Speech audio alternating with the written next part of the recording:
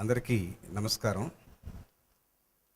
ఒక ఇద్దరిని తెర మీద చూపించడానికి ఇంతమంది హేమాహేమీలు నానా తంటాలు పడి గొప్ప కార్యం నిర్వహించారు. ఇలాంటి ప్రయోగం చేయడం ఒక శుభ పరిణామం. ఒకప్పుడు విశ్వనాథ్ గారు శంకరాభరణం చేసి అలాంటి ప్రయోగానికి తెరదీశారు. కొంతకాలం ఆ ఊపులో మంచి సంగీతం, మంచి సాహిత్యం ఉన్న సినిమాలు వచ్చినాయి. మళ్ళీ కాలక్రమంలో ఆ ఊపు పోయింది. మళ్ళీ ఇప్పుడు చాలా నాసిరకం సినిమాలు, దిగజారుడు సంభాషణలు, భరించలేని సంగీతాలు అని వచ్చేసినాయి. అంటే మళ్ళీ ఇంకెవరో ఒక వైతాళికుడు రావాలి. దానికి తెరలేపింది నిర్మాతగా వీరు, రచయితగా మీ అందరికీ తెలిసినటువంటి శ్రీరమణ గారు. ఆయన మహాహాస్యంగా రాస్తారు.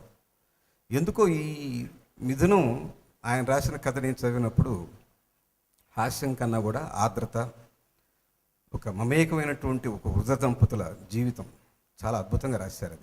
అది హృదయం ఎక్కడో చెమ్మగలుగుతుంది ఆ కథ చదివినప్పుడు.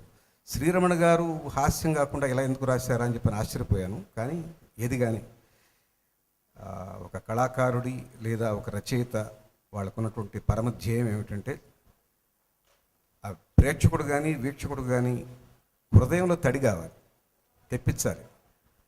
అది చేసినటువంటి మహానుభావుడు శ్రీరమణ. ఆయన అల్లిన కథకి అత్తరు అద్దినటువంటి మహానుభావుడు ఇంకో రచయిత, చేయదరిగిన రచయిత భరణి గారు. ఆ కథని తీసుకోవాలని ఆయనకి ఆలోచన రావడం ఆయన సంస్కారానికి నిదర్శనం. ఆ కథని అద్భుతంగా ఆయన రాసిన కథకి రెమ్మలు కొమ్మలు తొడిగి పాత్రలు కొంచెం డీవియేట్ అయినట్టుగా అనిపించింది. అయినా అద్భుత కావ్యంగా చేశారు. మామూలుగా మనం ఏదైనా చిత్రం చూసినప్పుడు ఇది గొప్ప దృశ్యకావ్యం అంటాం. ఇది కేవలం దృశ్యకావ్యం కాదు, శ్రవణ కావ్యం కూడా. ఎందుకంటే అంత మంచి కథకి అద్భుతమైన సంభాషణలు, తెలుగు నుడికారం, అచ్చమైన తెలుగు నుడికారంతో భరణి గారు రాసినటువంటి సంభాషణలు. ఒక పాటగాడి, అంటే గాడు అంటే ఆయన అవమానించినట్టు అనుకోకండి, మామూలు నానుడిలో చెప్పిన తెలుగు నానుడి అది. అంటే పాటగాడి అన్నాను కదా. ఒక మంచి అద్భుతమైన గాయకుడి నోట ఆ అచ్చ తెలుగు నుడికారపు మాటలు విని పరవశించిపోయాం అందరం. అంటే మనం ఇటీవల చూస్తున్నటువంటి హీరోలు కొత్తగా వచ్చే సినిమాల్లో దిగజారుడు భాష వాడుతున్నారు. మామూలుగా నాయుడు లక్షణాల్లో వాడు ధీరోదాత్తుడన్న అయి ఉండాలి, ధీర లలితుడన్న అయి ఉండాలి. ఈ రెండు కానటువంటి బజారు మూక హీరోలుగా వస్తున్నటువంటి కథలు ఇవాళ వస్తున్న కథలు.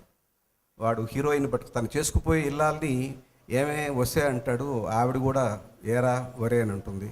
ఇలాంటి సంభాషణ ఉన్నటువంటి ఈ మధ్యకాలంలో పెద్ద రిలీఫ్ ఏంటంటే ఈ రమణ గారి కథ, మన భరణి గారి సంభాషణలు, దాని పలికిన తీరు బాలసుబ్రహ్మణ్యం గారు. ఇంకోటి ఏంటంటే ఇది దృశ్యకావ్యం కూడా ఎందుకు అవ్వాలంటే ఆ సినిమా చూస్తే ఎవరైనా అందరూ రిసార్ట్స్కో లేకపోతే ఒక ఫామ్ హౌస్కో కట్టుకోవాలనుకుంటారు. అంత గొప్పగా ఉంది ఆ వాతావరణం. బహుశా ఎనీ రిసార్ట్స్ పీపుల్ ఈ సినిమా చూపించి వాళ్ళ ప్రమోగా వాడుకోవచ్చు. మీరు కూడా హాయిగా ఇలాంటి రిసార్ట్స్లో ఉండండి. దీంట్లో హీరోలాగే చెట్లతో పిట్టలతో ఆడుకుంటూ హాయిగా గడిపేయండి. అడపాదడపా మీరు పుడిసెడు నెయ్యి తాగినా మీకేం కాదు, ఆనందంగా బతకొచ్చు. ఈ హీరోలాగే తిని తిరగొచ్చు, మీ ఆయుష్ పెరుగుతుంది అని కానీ చెప్తే బహుశా వాళ్ళకి ఇది పెద్ద ప్రమోగా వాడుకోవచ్చు ఈ సినిమాని. అందుకని ఇది దృశ్యకావ్యం కూడా భావిస్తాను. ఈ సినిమా నేను మొట్టమొదట భరణి గారు నాకు ప్రీవ్యూలో చూపించారు.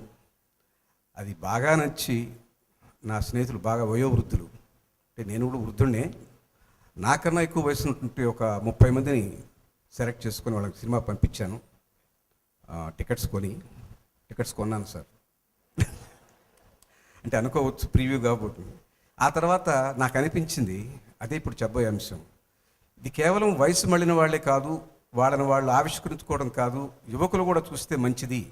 ఇవాళ యువత అయిందానికి కాందానికి పెళ్ళైన 3 నాళ్లకే పెటాకులు చేసుకుంటున్నారు. కలిసిమెలిసి జీవించడం అనేది ఏమిటో, దాంట్లో ఉన్నటువంటి గొప్పతనం ఏమిటో, కాసేపు తిట్టుకున్న మొట్టకాయలు వేసుకున్న మళ్ళీ తిరిగి జీవనం కొనసాగించేటువంటి ఆ సయోధ్య, భార్యాభర్తల మధ్య ఉండాల్సినటువంటి ఆ కట్టుబాటు, వాటికి ఇది మంచి ఉదాహరణగా ఉంటుంది. నిజానికి యువతకి చూపించాలనే ఉద్దేశం నాకు ఎక్కువగా ఉంది. కానీ వాళ్ళు ఇదేదో పెద్దవాళ్ళ సినిమా మనకెందుకు అనుకునే భావం కలుగుతుందన్న భయంతో నాకు తెలిసిన యువతి యువకులు కొంతమంది చేరదీసి ఒక 60 మందికి టికెట్ కొని పంపించాను. వాళ్ళు చూసి బాగుంది, కానీ ఒక మంచి మాట అన్నాడు ఒక మిత్రుడు, చిన్నవాడే నాకన్నా.